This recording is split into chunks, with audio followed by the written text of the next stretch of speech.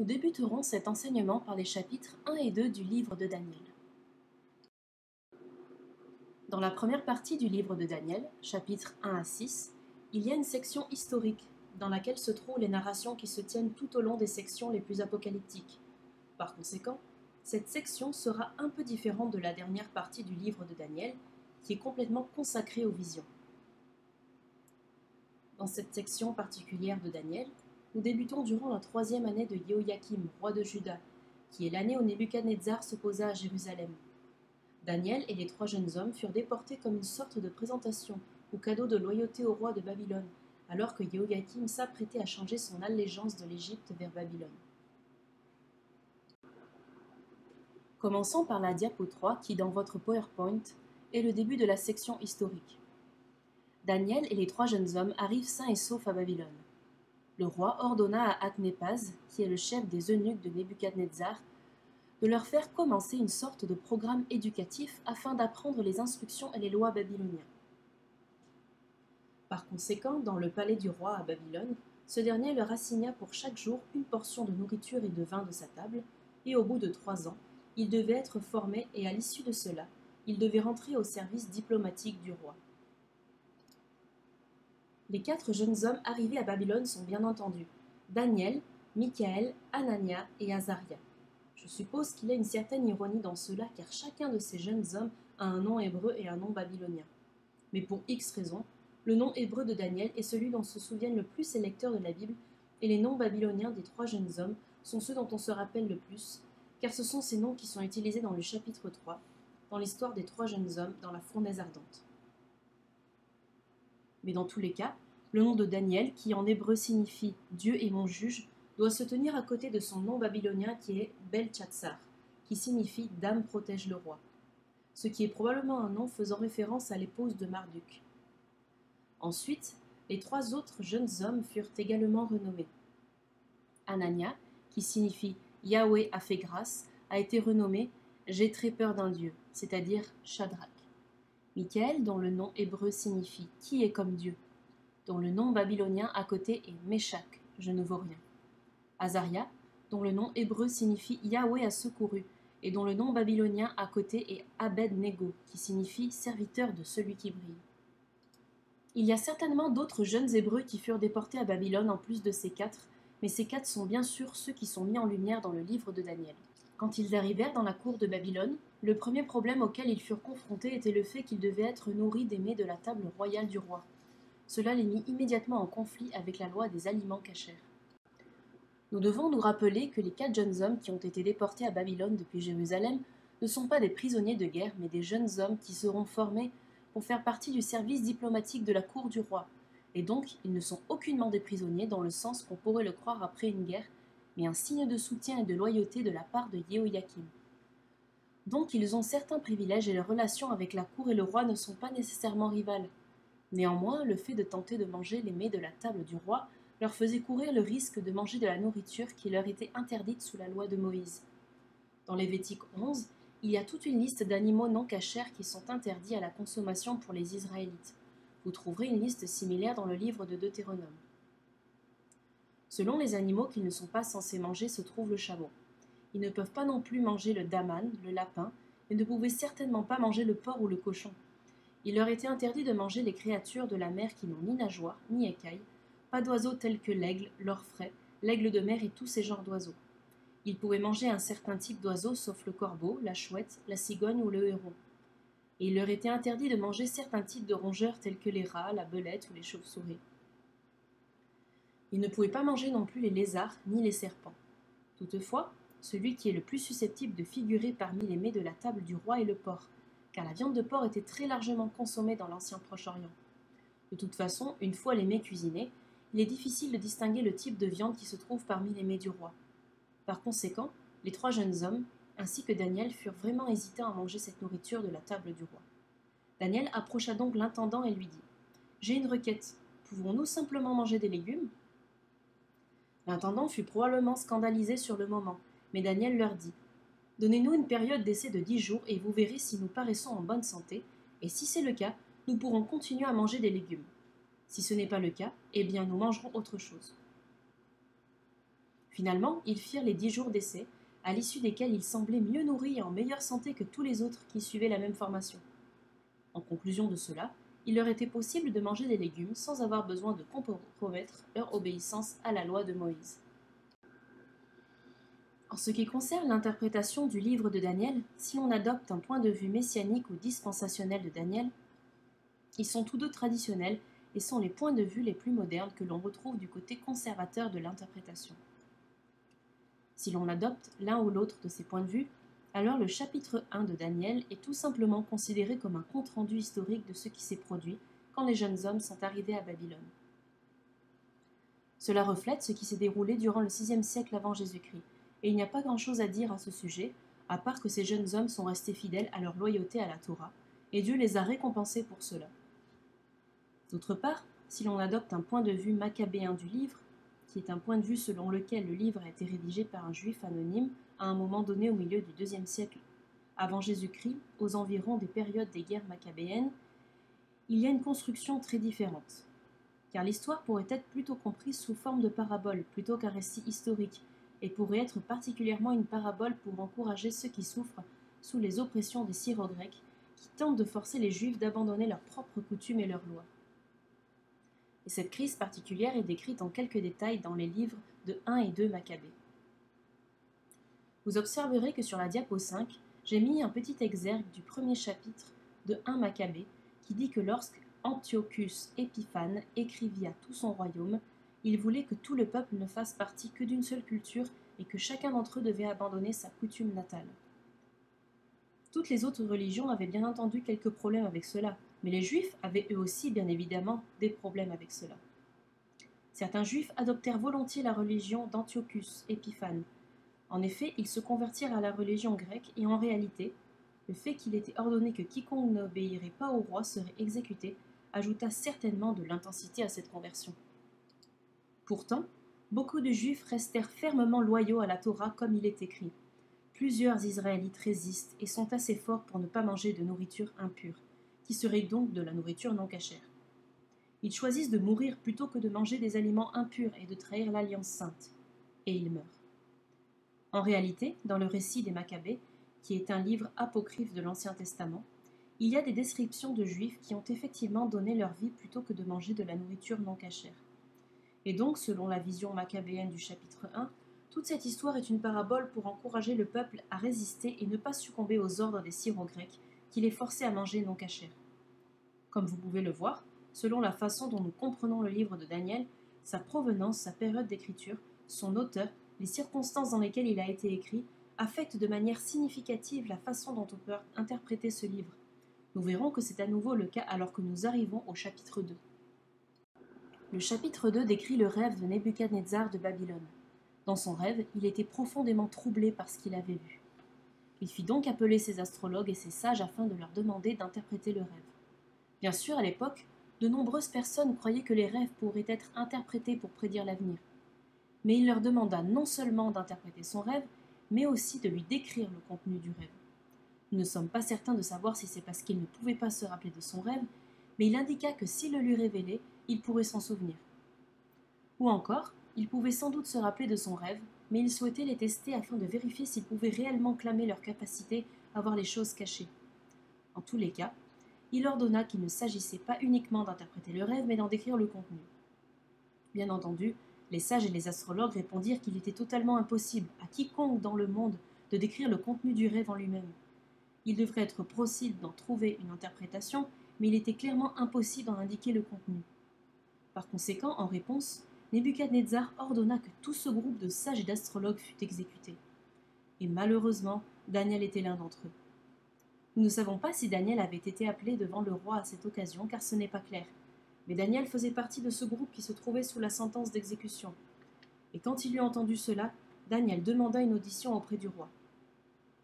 Ainsi, il dit à l'intendant du roi : « Je souhaiterais que vous m'accordiez une chance de pouvoir interpréter ce rêve. Nous sommes des serviteurs du Dieu qui est dans les cieux, et nous croyons que Dieu nous donne les informations qui ne sont accessibles d'aucune autre manière. Par conséquent, donnez-nous une chance et vous verrez si nous pouvons interpréter ce rêve. » Après tout cela, le chef des gardes du roi s'adressa à Nebuchadnezzar et lui expliqua qu'il avait trouvé parmi les captifs de Juda un homme capable d'interpréter son rêve. Daniel fut évidemment convoqué par le roi qui lui demanda s'il était réellement capable d'interpréter ce rêve, et Daniel lui confirma en lui répondant que Dieu lui montrerait ce dont il n'est pas capable de se rappeler, ni de ce qu'il ne peut révéler. Dans ce rêve, tel que Daniel le décrit, Nebuchadnezzar a vu une grande statue ou une grande image. Maintenant, dans la diapositive 6, ce que j'ai représenté n'est pas une image de Nebuchadnezzar, mais d'Assur-Narsipal II, qui nous provient de l'ancien empire assyrien. Il n'y a actuellement aucune statue de Nebuchadnezzar II, ni aucune statue babylonienne de ce type dans les environs. Nous allons donc utiliser un substitut de l'époque qui ne s'éloigne pas de la culture de Nebuchadnezzar et qui est assyrien. Toutefois, je crois que cette image pourra suffire car elle démontre à peu près le type de statue qui pourrait être dans les environs et probablement ce dont Nebuchadnezzar avait rêvé. Dans ce rêve, cette image est divisée en 4 couches de métal. La tête était d'or, la poitrine et les bras en argent, le ventre et les cuisses en airain, les jambes en fer, et les pieds étaient une partie en fer et une partie en argile. Nous avons donc 4 couches basiques, l'or, l'argent, l'airain et le fer. Daniel interprète chacune de ces couches comme étant des royaumes différents qui se lèveront dans le futur. En réalité, si vous observez bien, il y a cette expression dans le livre de Daniel 2, verset 22 qui dit « Dieu révèle ce qui est profond et caché ». Et cela représente les choses qui viendront après le temps de Nebuchadnezzar. En outre, une de ces caractéristiques intéressantes de cette image est le respect des métaux décrits. Alors que l'on commence au sommet, le métal le plus élevé est l'or, et c'est celui qui a le plus de valeur. L'argent est le second métal qui a le plus de valeur, puis l'airain, qui a moins de valeur que l'argent, et enfin le fer, qui a moins de valeur que l'airain. D'autre part, même si la valeur du métal diminue de l'or jusqu'au fer, la résistance des métaux évolue. Et donc l'or est plus malléable que l'argent, qui lui est plus malléable que l'airain, et le plus solide et le moins malléable serait le fer. Par conséquent, à mesure que la valeur diminue, à mesure que l'on descend sur l'image de haut en bas, la force du pouvoir va vers le haut. Cela figure probablement dans l'interprétation du rêve. En interprétant ce rêve, Daniel explique que la tête d'or représente Nebuchadnezzar lui-même et pourrait être l'empire babylonien.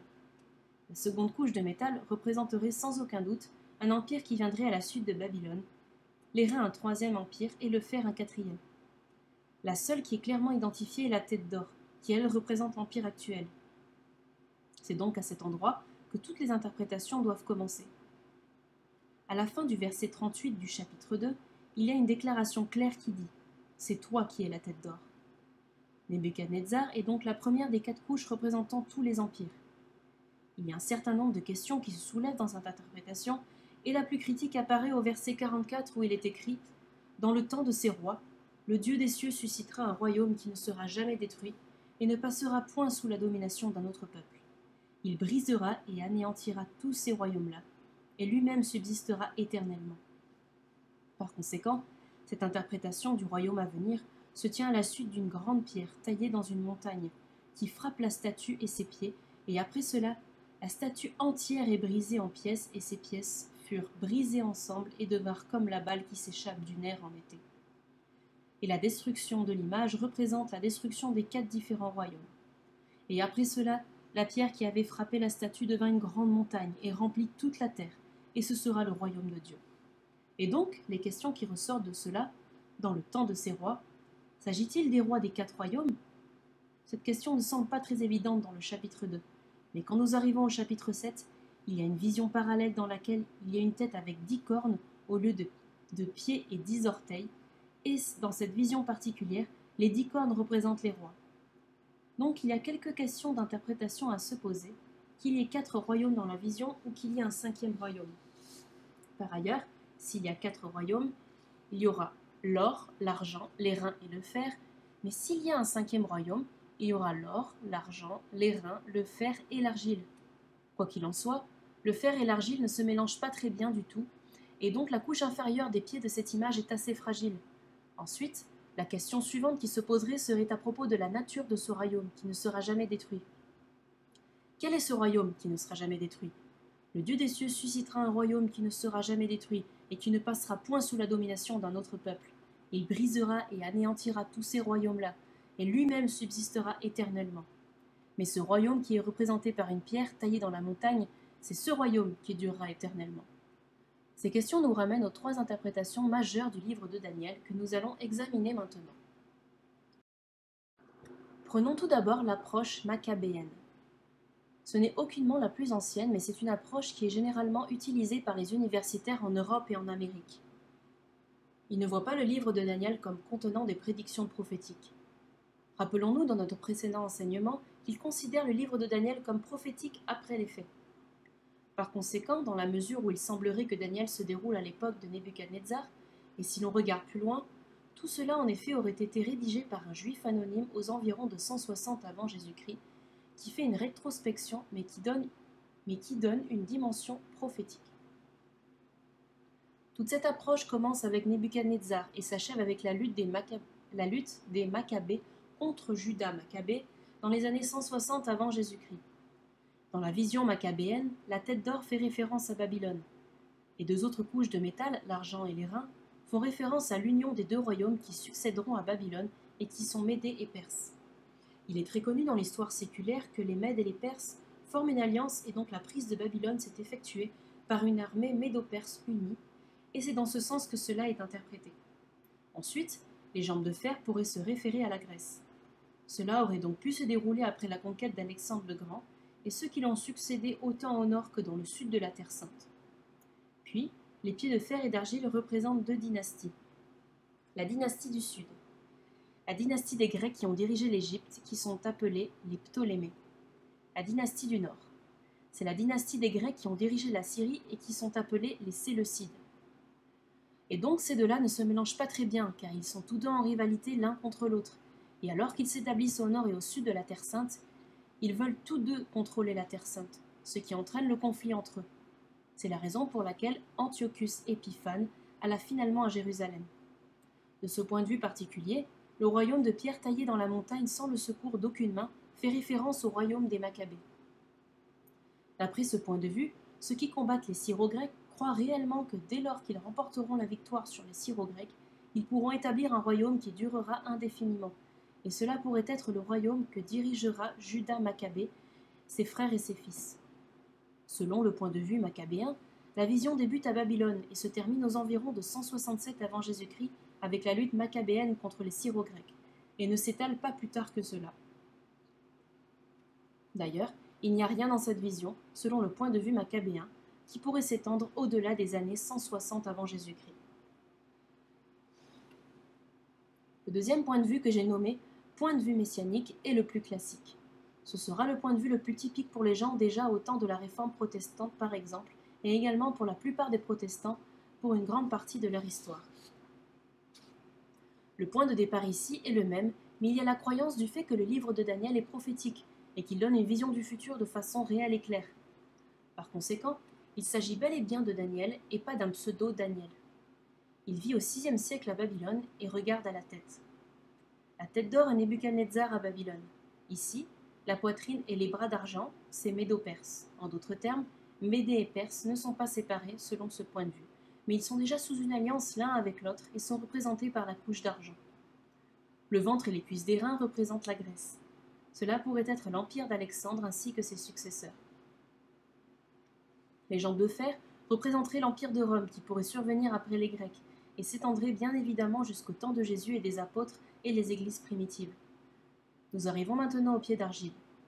Ici, le point de vue messianique a tendance à voir à travers cela la présentation de la période des empires des Césars qui débute avec Jules et Auguste et tous les Césars directement jusqu'à la fin du IIIe siècle. Enfin, le royaume de Pierre, qui est le royaume de Dieu, est perçu comme le royaume que Jésus prêchait lui-même lors de ses ministères publics. En effet, Jésus est venu prêcher dans le désert de Judée que le royaume de Dieu est proche, et dans cette interprétation, le royaume de Dieu fait référence au royaume spirituel que Jésus prêchait dans Matthieu, Marc, Luc et Jean. Ensuite, c'est bien sûr à ce moment-là que ce royaume de Christ mettra finalement un terme aux autres empires, car le royaume de Christ triomphe de tous les autres. Babylone tombe, Médée et Perse tombent, la Grèce tombe, Rome tombe, les Césars tombent, mais le royaume de Christ perdure. C'est le royaume qui ne peut être ébranlé tel que le décrit le livre des Hébreux dans le Nouveau Testament. En conclusion, le point de vue messianique perçoit cette vision avec Babylone comme commencement, mais qui s'étend tout au long des temps futurs, jusqu'au temps de Jésus, et prêche le royaume de Dieu qui débute le ministère du Seigneur. Le troisième point de vue est la vision dispensationnelle. Elle démarre en Angleterre avec les frères Plymouth dans les années 1830 à travers les études d'un homme appelé John Nelson Darby. Il a beaucoup développé les structures basiques d'interprétation du dispensationalisme et alors qu'ils étaient encore populaires parmi les frères Plymouth, il devint tout aussi populaire dans les églises évangéliques très conservatrices en Amérique. Par conséquent, partout où les missionnaires se rendaient, comme j'ai sans doute dû le mentionner dans les enseignements précédents, ils avaient tendance à emmener avec eux cette interprétation dispensationnelle du chapitre 2 de Daniel. La première partie de cette interprétation est vraiment similaire à l'interprétation messianique. La tête d'or est Babylone, la poitrine et les bras d'argent sont Médée et Perse, le ventre et les cuisses des reins sont la Grèce et les jambes de fer sont Rome. Toutefois, lorsque l'on arrive à Rome, nous parvenons à une idée très différente car dans cette interprétation particulière, il croit que Rome cessera d'exister durant une longue période, mais sera restaurée à la fin des âges. Et donc, lorsque les dispensationels voient les jambes de fer, ils séparent les jambes de fer et les pieds de fer et d'argile. En réalité, si l'on retourne vers cette question posée précédemment, le dispensationaliste verra 5 couches de métal et non 4. L'or, l'argent, les reins, le fer et ensuite le fer et l'argile. Puis il verra le fer et l'argile comme étant comme un renouveau de l'Empire romain, mais un renouveau à la fin des âges modernes. En réalité, il est plutôt commun pour les dispensationalistes de croire que les pieds de fer et d'argile font référence à l'Antichrist qui est décrit dans l'Apocalypse de Jean, la bête qui sort de la mer.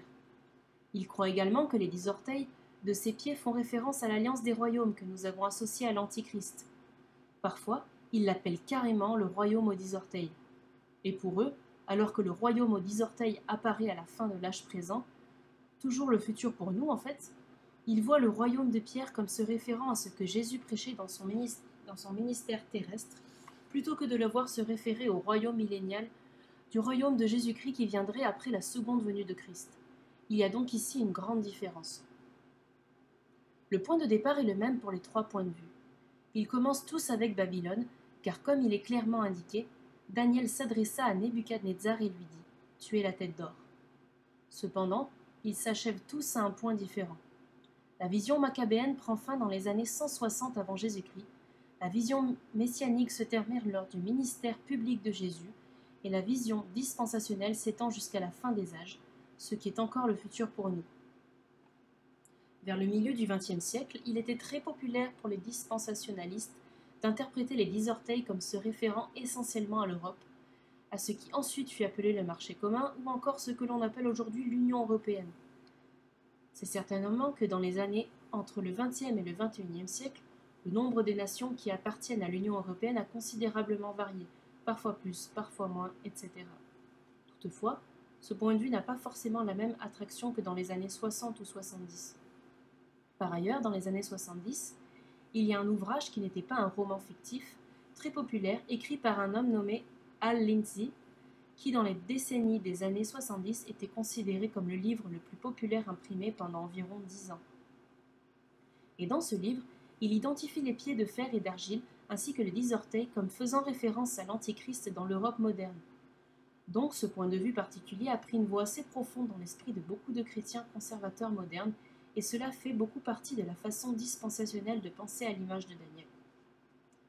Nous reviendrons sur ce sujet des couches de métal de Babylone, Médée, Perse, Grèce, Rome, etc. quand nous arriverons au chapitre 7, car il y aura de nombreux autres détails ajoutés en parallèle dans une vision que Daniel aura au chapitre 7. Mais pour l'instant, comprenez bien que ces 3 points de vue affectent significativement la façon dont une personne peut interpréter le livre de Daniel.